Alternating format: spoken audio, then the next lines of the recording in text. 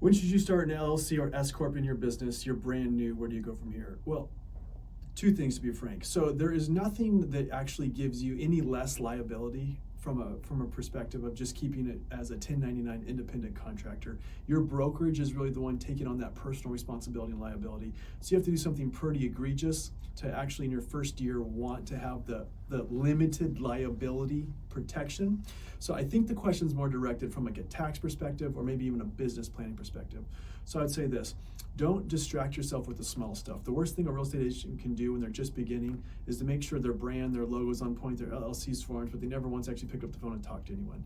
So I would say the time to do that is once you've already established your 3 pillars of real estate business and you're proactively engaged with the structure and executing the business of being a real estate agent. Then you can go and actually form the business. So this was my recommendation. To answer that question, when you begin to have gross commissionable income in excess of $50,000 a year, is probably about the time that you're going to want to consider actually getting an LLC. And this is really more from a standpoint of tax liability. So as a W-2 employee, which you would become of your own company, which your LLC is, you actually get to pay Social Security tax and income tax. But however, after you have established an LLC, you can set your ordinary income based on what you and your CPA recommends, somewhere between $40,000 and $70,000, and then anything that you would actually generate or gross above that as an owner draw isn't subject to the same Social Security tax liability. So by creating an LLC, you can pretty much save approximately 11% more on the earnings above what your base salary was. So I think the best way to understand what I just said is, if you don't yet get what I just said, it's not time for you to actually create an LLC. It's time for you to actually probably pick up the phone and go generate some more business.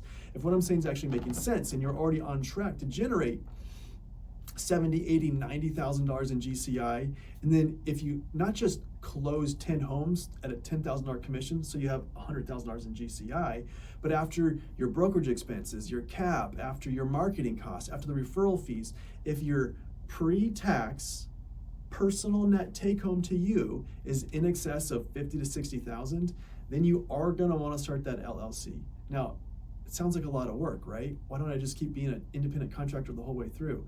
Well, if you can actually keep an extra $7,000 to $10,000 this next year, just because you went through the process of establishing yourself as an LLC, why wouldn't you do that? Think about that. The amount of work you'd go through to get one commission check that would bring in $10,000, you would put out a lot of output to do that. Well, to actually formulate an LLC, you're talking a couple hours and a filing fee. Why wouldn't you do just as much to save 10 grand as you would to go generate 10 grand?